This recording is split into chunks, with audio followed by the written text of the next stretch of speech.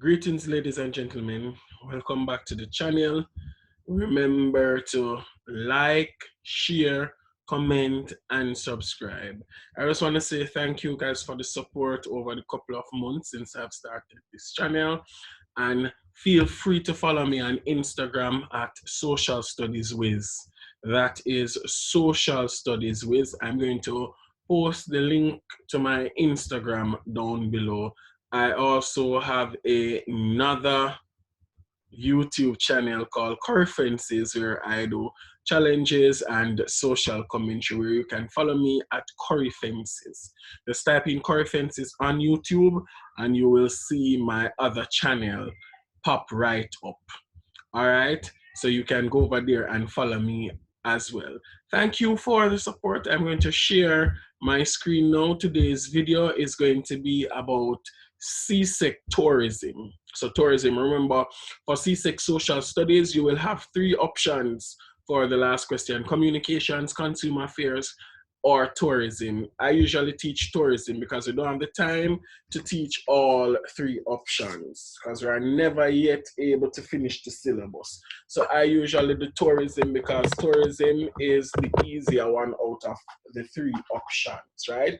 It's way easier, so that's the one that I teach. So I'm going to do a 30-minute run through. Hopefully this video doesn't go over 30 minutes, so we can do a 30-minute run through of Csec tourism. If you have any questions, any concerns, you can post them in the comment section down below.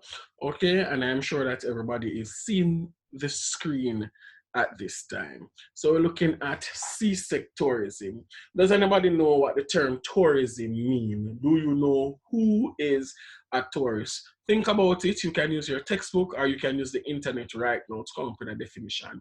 So I'll continue to talk while you formulate a definition for the term tourism and tourist. Please note, however, that tourist is the person and tourism is the action. So we're looking for a definition for the person and also the action. Good? And I know most of you would have already come up with your definition, either using your head, you use a textbook, or you use simply just Google. So who is a tourist? What is tourism? What does the term tourism mean? And you'd have come up with your answer. Let me hear some of your answers. Yes, that sounds good. That one needs a little work, but yeah, we could go with it nonetheless. All right, so basically you have the general idea of who a tourist is and what is tourism. Let's go into my definition now. All right, so tourism is the movement of people to another destination away from their home for reasons other than work for more than 24 hours, but less than a year. Tourists visit places for many different reasons, right? But their choice is often influenced by such things as the attractiveness of the natural environment or the appeal of an area's culture or heritage. So tourism is the movement of people for business or pleasure, more than 24 hours, but less than a year, right? And tourist is the person who is doing the movement seeking business or pleasure. Understand? Clear, very, very clear. Good. All right. So there's a difference between a tourist and a excursionist. An excursionist is a person who visits a place but sleeps away from the destination. And this is example for cruise shippers or persons who are on a yacht. So cruise shippers, they are mainly on the sea and they would like dock somewhere where they would go shopping or go for an adventure, but when it's sleeping time, they will go back on the cruise ship or on the yacht. So they are not considered a tourist, but that person is considered an excursionist. Good? Tourists who are not using cruise ships or yachts are referred to as land-based tourists. So you have land-based tourists, and those who are on the cruise ship or the yacht, you know, they are typically sea-based tourists. Good? Tourists now are classified into several categories, right? So you don't just have one type of tourist, there are several categories of tourists. Does anybody know what any of those categories are? Let's hear them. Okay. Okay. Okay. Okay, all right. Let's see if the categories that you just mentioned, if they are correct. Let's see if they are correct. Let's look now. So let's look at the types of tourists or the categories of tourists to see if the ones that you suggested a while ago, if they are actually indeed correct. All right. So there is the international tourist, and that is a person who travels outside of their geographical region, right? That is, for example, somebody traveling from Barbados to the USA, to New York City in the USA for Christmas, for the Christmas holiday. So that person would be considered an international tourist. Then there is regional tourists, and this is traveling outside of your home within your own geographical region. So for example, traveling from Trinidad to Jamaica for the summer holidays, then you would be a regional tourist because that is in your region, your own geographic area, which is the Caribbean. International, again, is outside because you're traveling from the Caribbean to North America, two different geographical areas. Then there is the domestic tourist, and that is traveling within your own country for business or pleasure.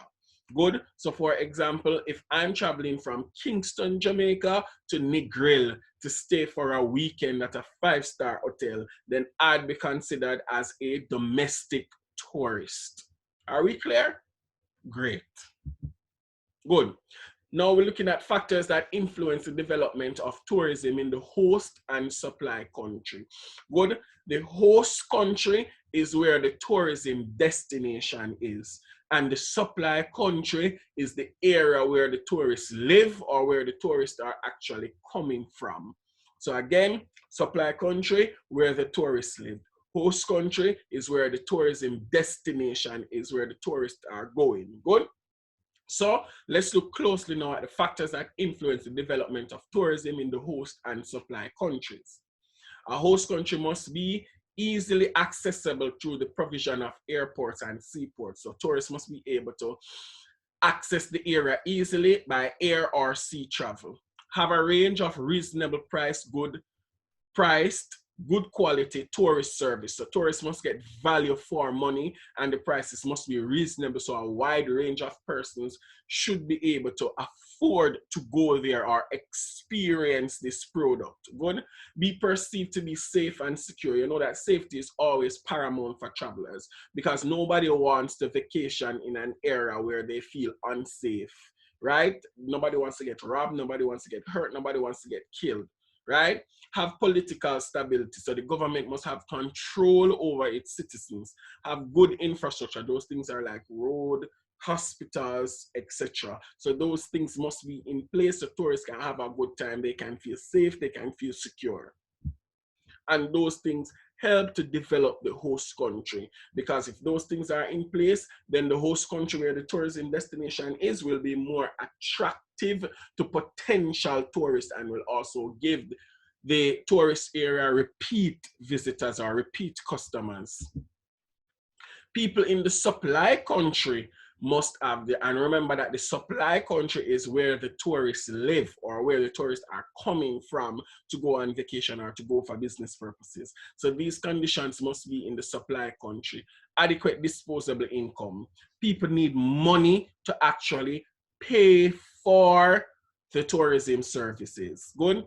Knowledge of the destination, right? Where they are going, the services that are offered, if there is political stability, if they can be safe when they go there, right? Accessible, access points, adequate information about travel and accommodation that would come under knowledge of the destination and easy access, right? Must be accessible by air or by sea and must be ease of access. People shouldn't be walking through crocodile infested water, right? No, unsafe. Now, let's look at what a tourism product is and the type of tourism products. Good.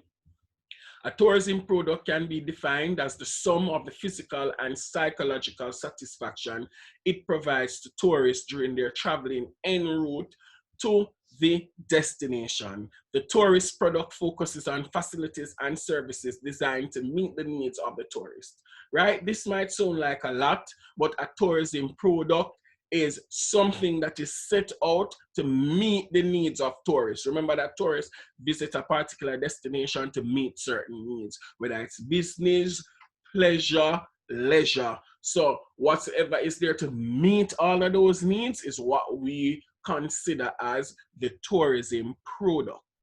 Good. The elements of the tourism product include accommodation, that's where people are going to sleep, transportation, help them to move away, the cars, the bus, trucks, bikes, attractions, right? That gives people the experiences, good. And tours, dining and entertainment, because people have to eat, they need to keep entertained. That's the singing and the dancing and the cultural shows, good. This includes festivals and events and support services, because all of those things need support services, right? Because we know that the place needs to be cleaned, especially now in COVID, need to be sanitized, right? The agricultural sector supports the tourism industry with food, right? Agricultural produce. Very good.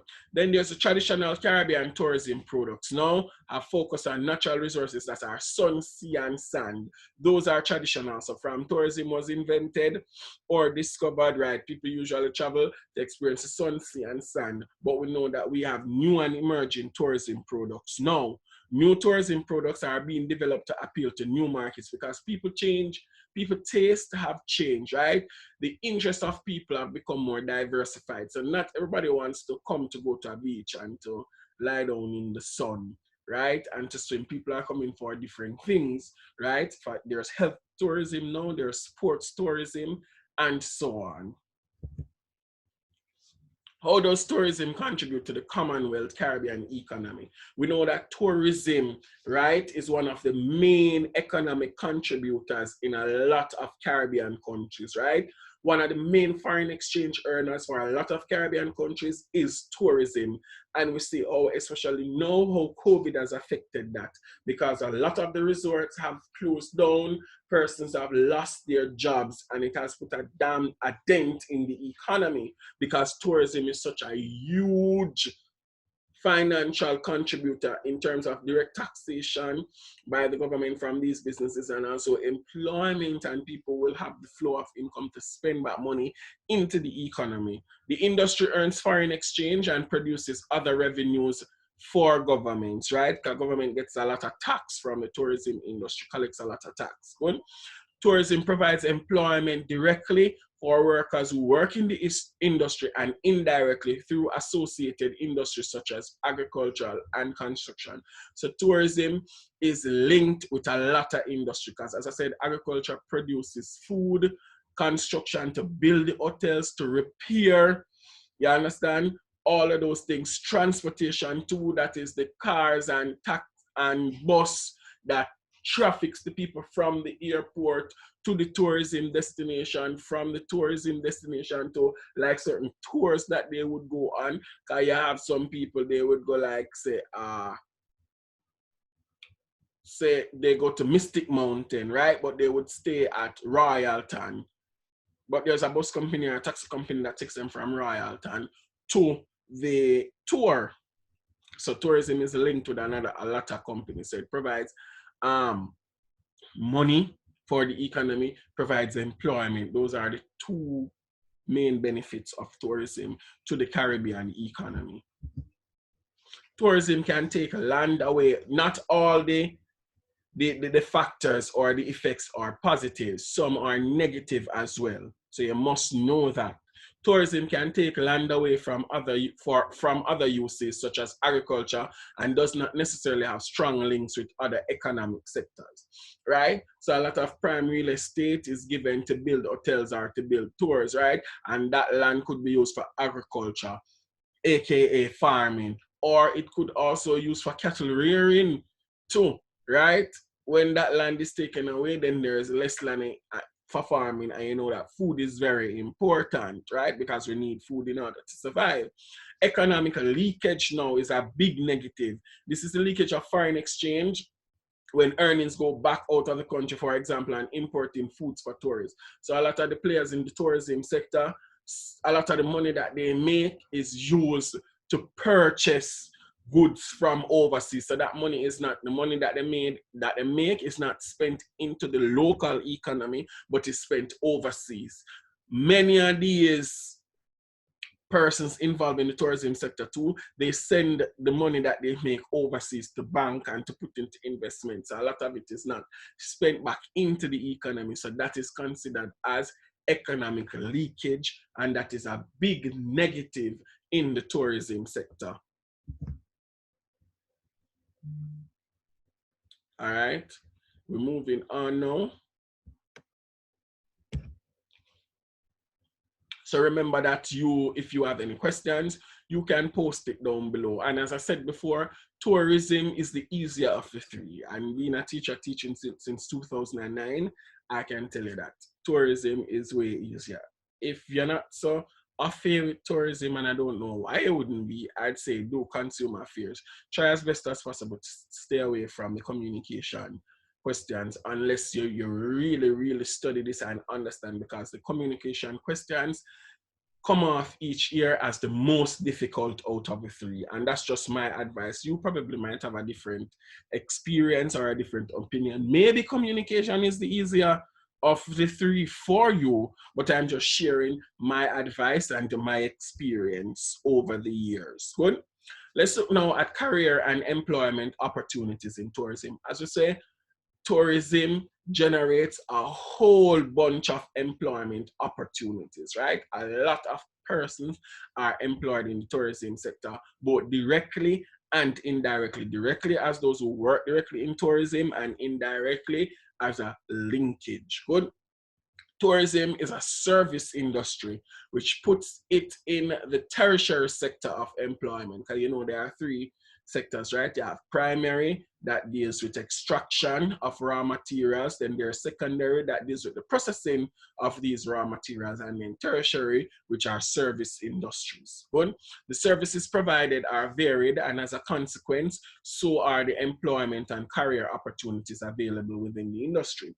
Occupations in the tourist industry include managerial, clerical, administrative, technical, professional, and unskilled work. So there is a large or wide variety of employment in the tourism, right?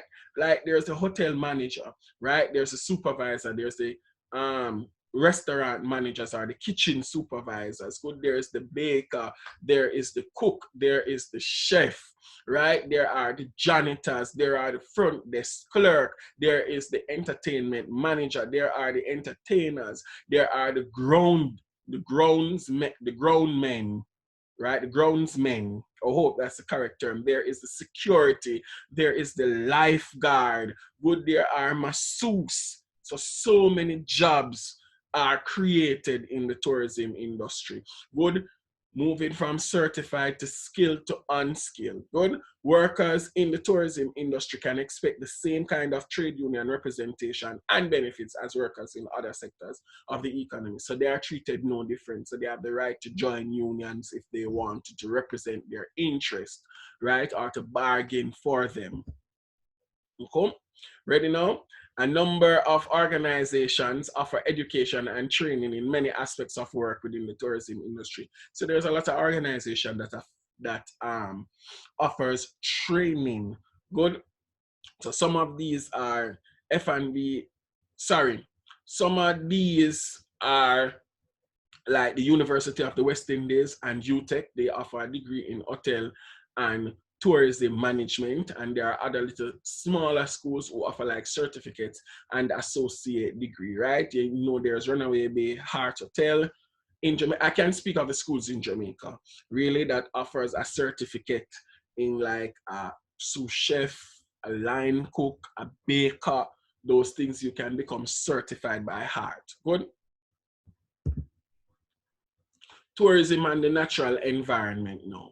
Tourism impacts the natural environment, and many times this happens in a negative way, right? If government don't follow through with checks and balances, because a lot of these things are written on paper, but the action is not really usually followed up on. Good. Tourism in the Caribbean exploits the natural environment, because you know that that's where it is built. That's where most of the tours, the accommodation is built on natural environment. Good, and usually these are beachfront properties. Good.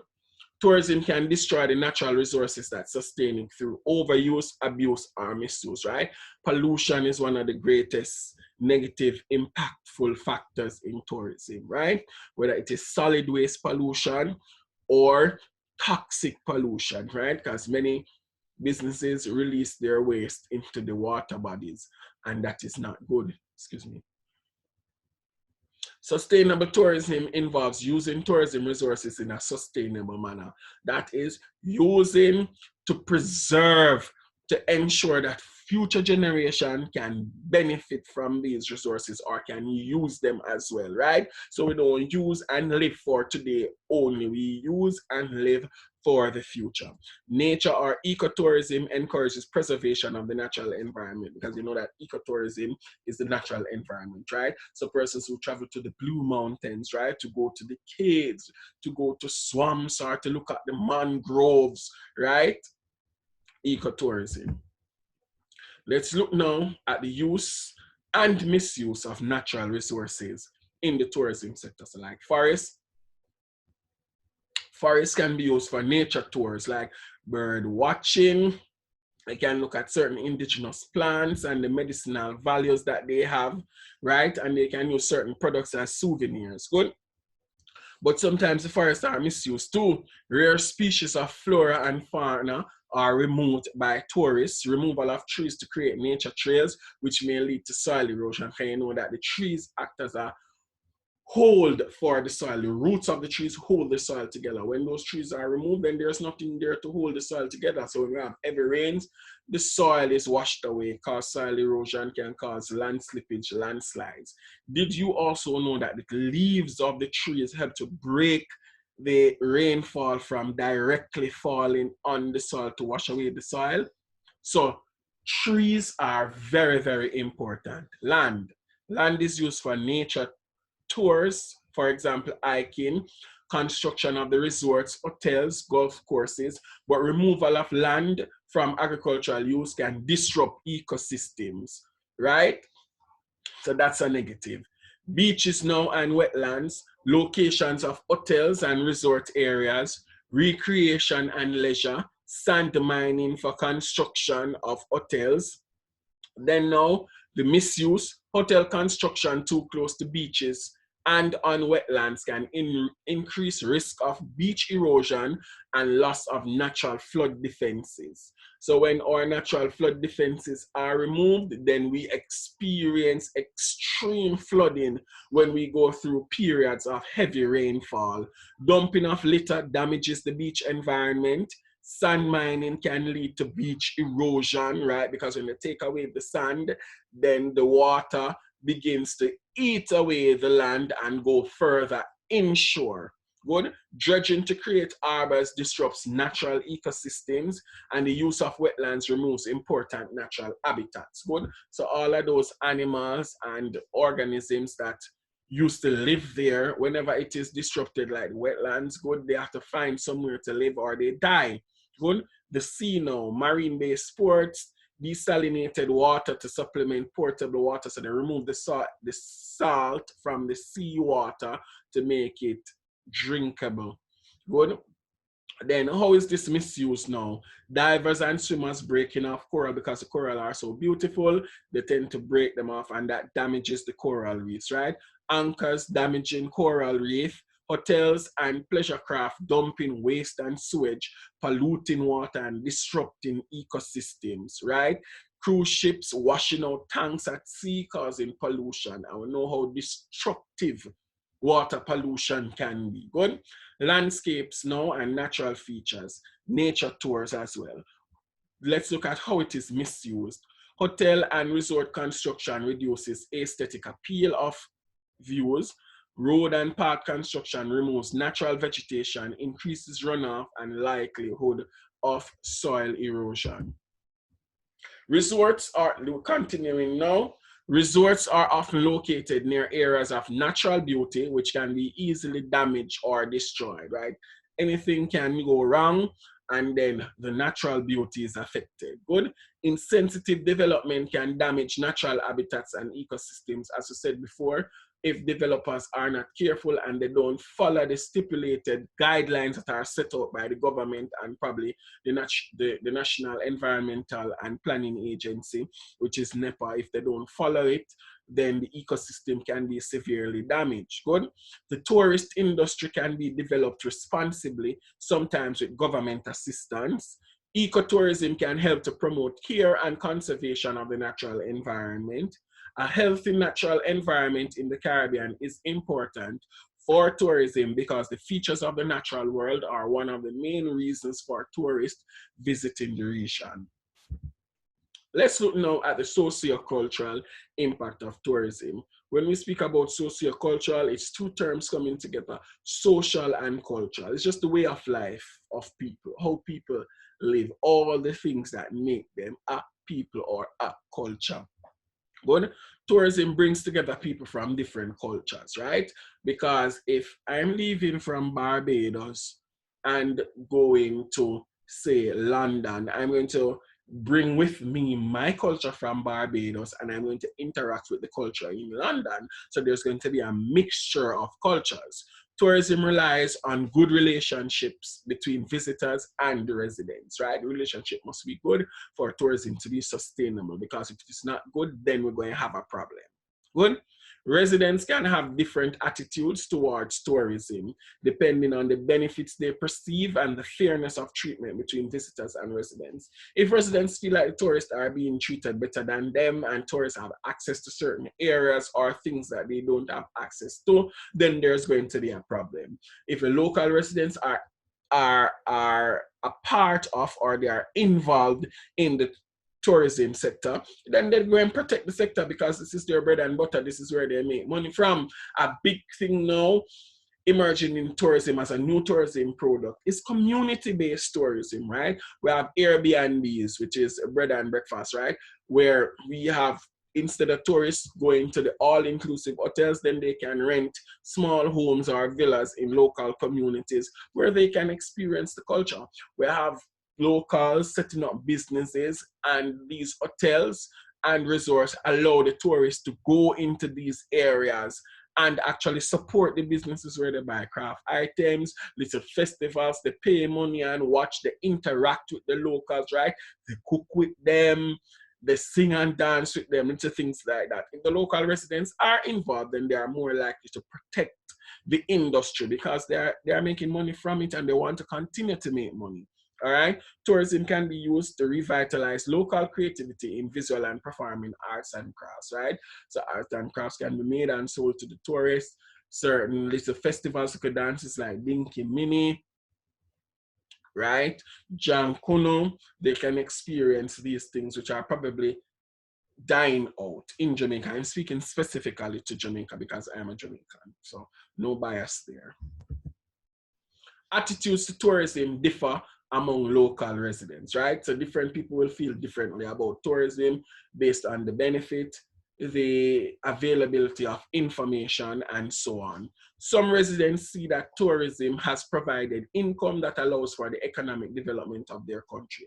So if they see that and see that as a good thing, then they will support and defend the industry. If they don't see that, then you're not going to get their support and they're going to speak against it and probably do things to sabotage the industry. Some residents feel that the tourist industries receive too much of the financial benefit from tourism with not enough going to the local population. Tourists' attitudes to local residents have an influence on how they are perceived by local residents. So if tourists treat the residents good, then the residents going to treat them good. If a tourist that is, behave as if they are better than the residents, then the residents going to treat them in disdain as well, because they're going to say, look here, after them no better than we. Good. Tourism can help to maintain the viability of local traditional arts and crafts industries. We've discussed that already. It is important to maintain the integrity of local arts and crafts when they are presented for tourist consumption. So when local arts and crafts are being created for tourist consumption, it shouldn't be watered down, because many times people want a quick money and then they thing is not authentic. It is just mass produced. And we say, oh, people just say, oh, we are doing this just for tourists, so we don't have to make it really, really authentic. We don't have to make it authentically Jamaican or authentic Barbadian or authentic Trinidadian or authentic Guyanese or an authentic St. Vincent. I don't know what they call the St. Vincent people. I'm sorry, don't curse me out now. Tourism can have negative effects on issues surrounding land ownership and land use because you need the land to build the resorts, right? Government policies should seek to balance the benefits to the tourist industry and the local population. So local people must benefit too, and that is how they're going to protect and preserve the tourism industry. Government policies now and the development of tourism. Government plays a big part in the development of tourism in the Caribbean because tourism is one of the biggest foreign exchange earner and provides a lot of employment. So government has to be involved and ensure that the industry is sustainable. Good. Government support tourism by meeting infrastructure needs to ensure that roads, hospitals, sanitization, those things are in place, right? Easy access to ports, whether it's airport or seaport, providing training establishments, addressing social and environmental issues that impact on tourism, creating conditions favorable to investors, and promoting and marketing the destination. So there are certain sectors in the government that is responsible for this, right? For those countries in the Caribbean who are constitutional monarchies, they have a Ministry of Tourism and a Minister of Tourism that is solely responsible for tourism related issues. Good. Then you have private sector organizations like the Jamaica Hotel and Tourist Association too. And we have TPD, Tourism Product Development Company. So we have so many little industries and areas and things that are dedicated to tourism because tourism is so important to us as Caribbean people. A nation's Ministry of Tourism, how local, regional, and international agencies develop tourism. A nation's Ministry of Tourism determines national tourism policies and coordinates the work of the government's tourism agencies. We explained that a while ago.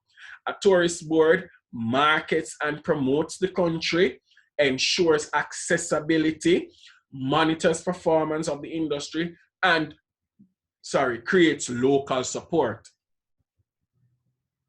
The Caribbean Tourism Organization fulfills similar roles at a regional level, right? All things tourism is taken care of. Private associations work at national and regional levels to promote and develop the industry. Now, some challenges are faced by the tourism industry. The tourism industry is faced by several challenges. These are, tourism relies on secure funding through market research and effective marketing, which requires high levels of spending. Some persons or entities do not have these funds. So you have to spend money in the tourism industry to make money. Some of the players have the money and they will do well. Some of them don't have the money and they will not do so well. And some of them will also struggle. That's just a thing that comes with tourism. You have to spend money in order to make money, especially when it comes to marketing. Good, because if people don't know about what you're offering, then they will not come. Tourism faces challenges due to a lack of trained staff, difficulty in providing adequate supplies of potable water, because water is important, undeveloped infrastructure, so they will have bad roads, accessibility is not so easy, global terrorism, from 9/11, there's a threat of terrorism where people blowing up planes, crashing planes, so some persons are afraid, limited direct air access, right, competition from emerging destinations. One thing that should be added now in 2020 is COVID-19. The threat of COVID-19 has significantly reduced the arrivals of tourism because persons are afraid to travel because they don't want to contract COVID-19 and no vaccine has been yet established. Good. Competition from emerging destinations because so many places are offering tourism and so many are offering the same things. It makes it difficult, right, to compete. So the competition is what we would say, quote unquote, stiff. the competition is stiff.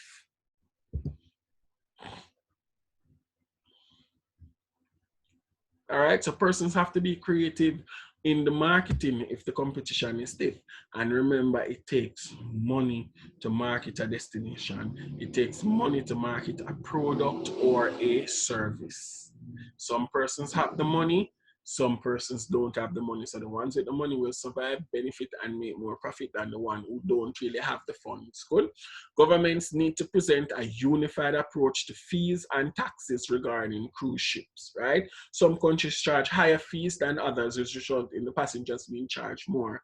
A cruise ship operator may shift their business to a cheaper destination. So there should be harmony in what they charge. Everybody like what they do with CARICOM and a common external tariff. Something like that could work where everybody comes, all the heads of government in the Caribbean agree to charge the same amount of money. So no matter where the cruise ship goes, they pay the same thing. So there can be a level playing field, right?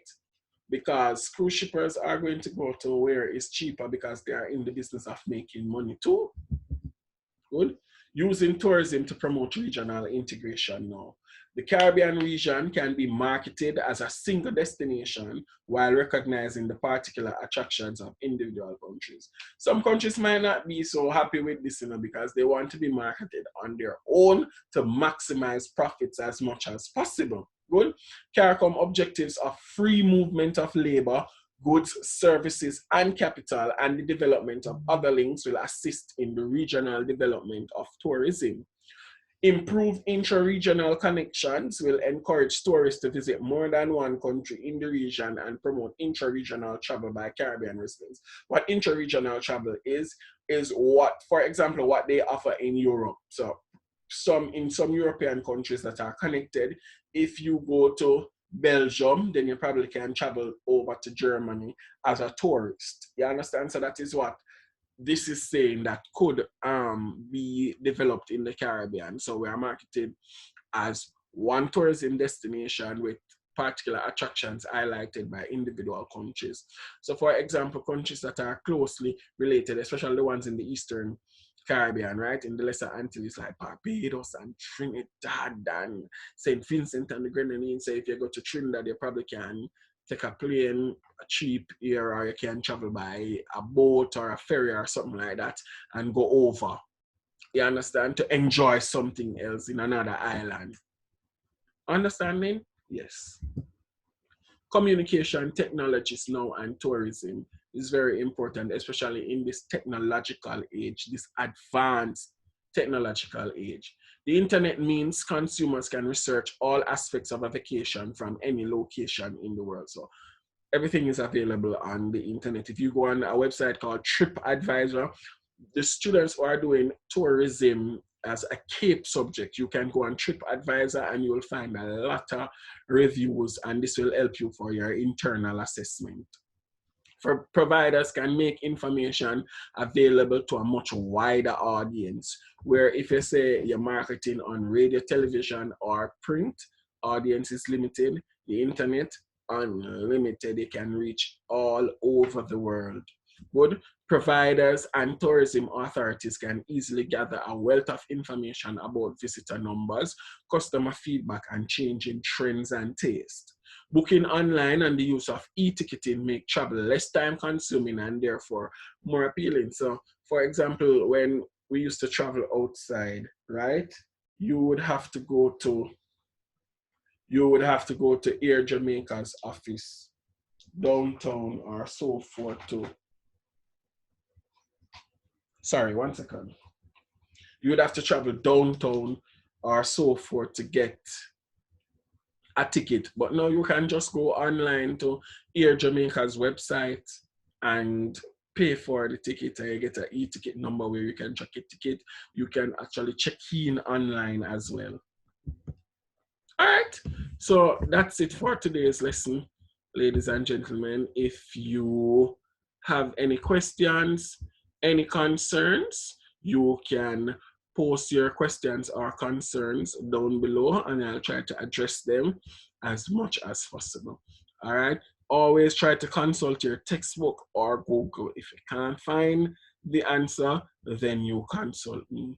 Thank you for watching. Remember to like, share, comment, and subscribe. Goodbye for now and have a good day.